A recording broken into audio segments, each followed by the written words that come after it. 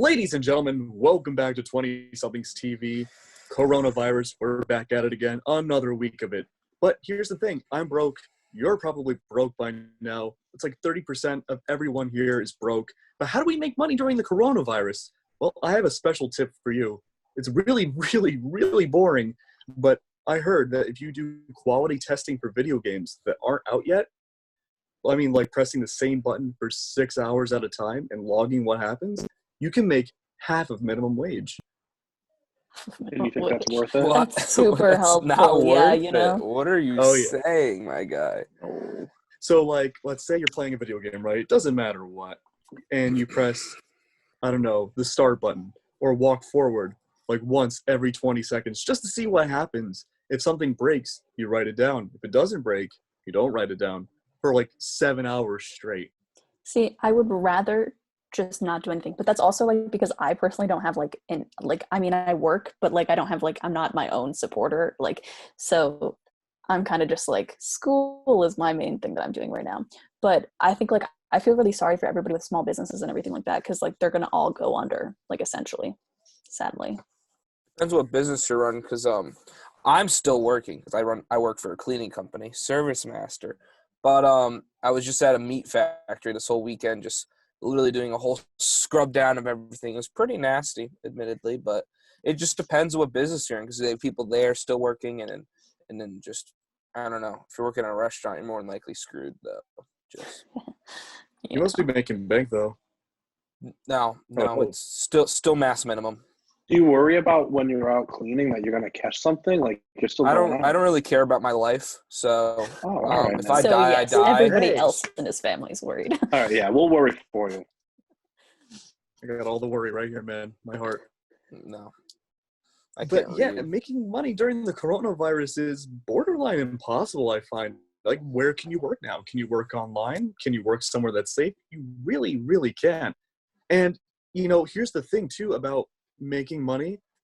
What are you going to spend the money on? Grocery stores everywhere are, clearing out. It's a struggle to find food sometimes for people, pay rent and all that fun stuff. Well, the thing is everyone's going to be looking for jobs right now because there's so many people out of work. So even if there were a certain allotment of jobs for people who, didn't have jobs before and they're looking for jobs, now there's a whole workforce of people who had jobs, don't have jobs, need to find a job, and they're just going to go like that. So it's a struggle. Okay. I feel bad for the people who have to pay for rent or raise children or stuff like that. It's going to be impossible. It's not ethical, but you could target the kids and try to scam them right now to make some money. I mean, in reality, it's just it's the minimum wage jobs that are being terminated right now for the most part, and entrepreneurs. So everybody and this was happening before. The whole income, the low end jobs are cashier type things that entry level people like us would try and get. It's already being replaced by technology. Now we have that combined with this. What's going to be left?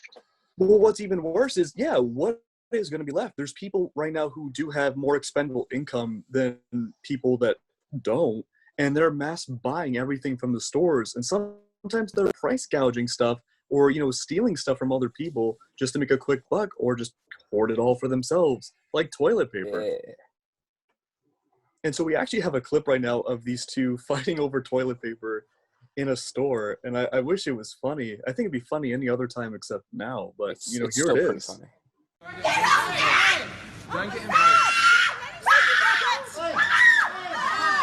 Tensions flared at Woolworths Chullora around 7 o'clock this morning when 3 women became involved in a toilet paper tussle. I just want 1 pack. No, not 1 pack.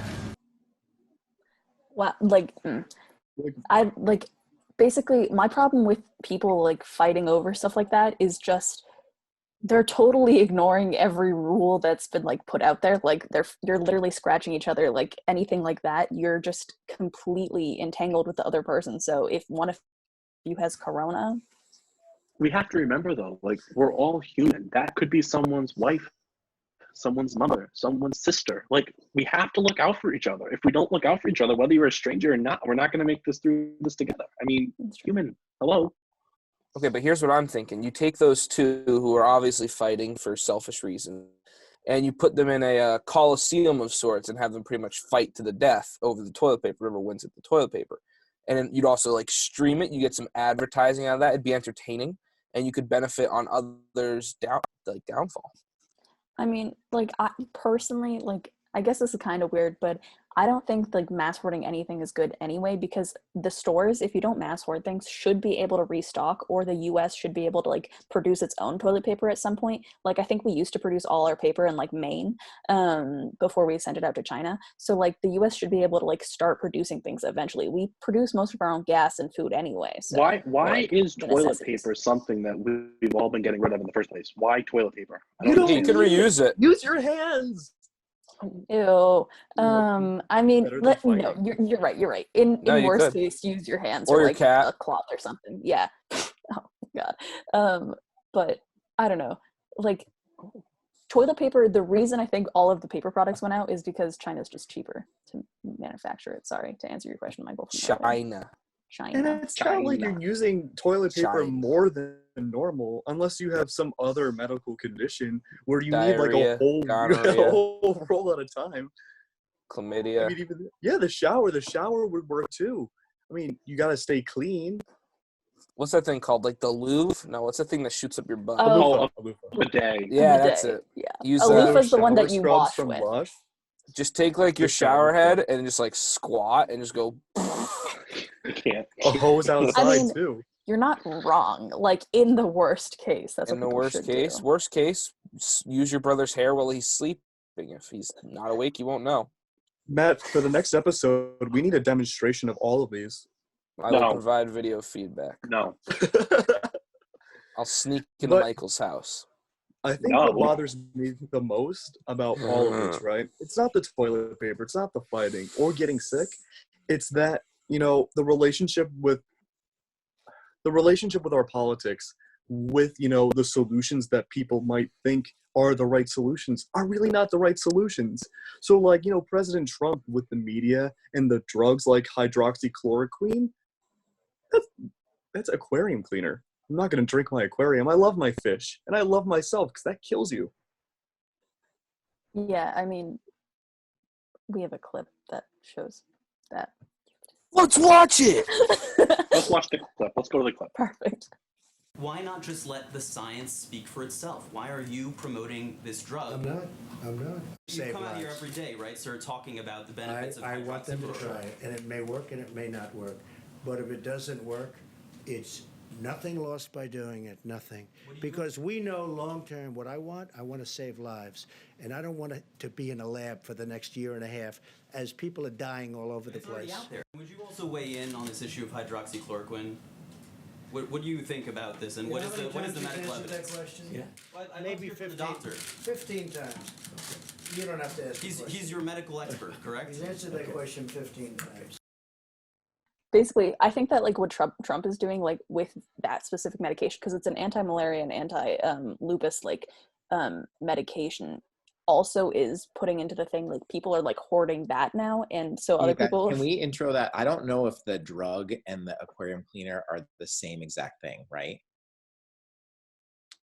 Yeah. So you said, Max, that the drug and the aquarium cleaner is the same thing, but I think those are two separate things. So Should we just restart that? you want to just restart that section? The drug, there's an ingredient in the drug that's found in the aquarium cleaner. That's what it is. Okay. So, but just try and, if you want to say that, just make that a little bit clearer. We're talking about how he's causing people to hoard medication. Okay. play All off right. of I'm gonna bow out now. Yeah, get out of here. So we have people hoarding medication like hydroxychloroquine, right? And, that stuff can be found in aquarium cleaner and probably a bunch of other stuff we shouldn't be consuming. And I don't know about you guys, but, consuming aquarium cleaner is not good. I love my fish. I don't want them, to suffer because of me suffering. Yeah, I mean, like basically the reason that I got so like the anti-lupus and anti-malaria like drug got so popular is because Trump keeps on like spouting that it's the cure to corona, and like we have a clip here that we can all watch to see how he says that.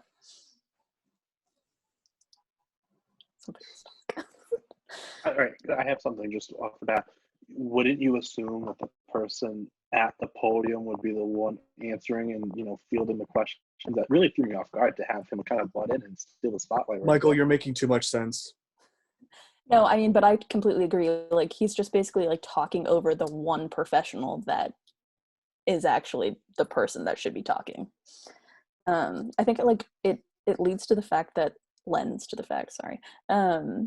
that Trump is basically like just spreading a bunch of misinformation. And I mean, I never listen to him anyway for the most part, but like a lot of people still do, and it's causing them to make like bad choices in regards to Corona. I mean, what's the worst part is that, this person leads the country. And, you would think your leader might not have all the right answers, but generally might have kind of close, like an 80% right answer margin. But, I mean, I don't have the statistics, but I want to say it's not 80%. And especially now with people listening to this information now in a pandemic, it's not a great look.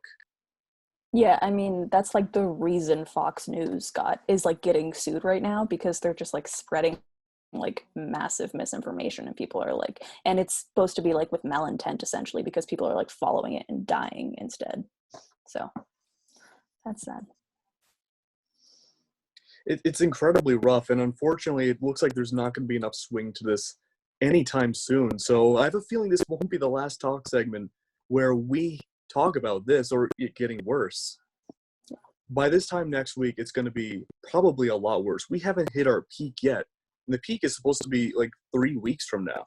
Supposedly. It changes with every person. It could have been yesterday. It could be tomorrow. The thing is, we just simply don't know. And we're not going to know for a while. And unfortunately, we do have to end this on a somber note. But if you guys have any, if you guys want to follow us on 20SomethingsTV, we'll lift up your days in any other way we can. But unfortunately, it's just not a good look right now.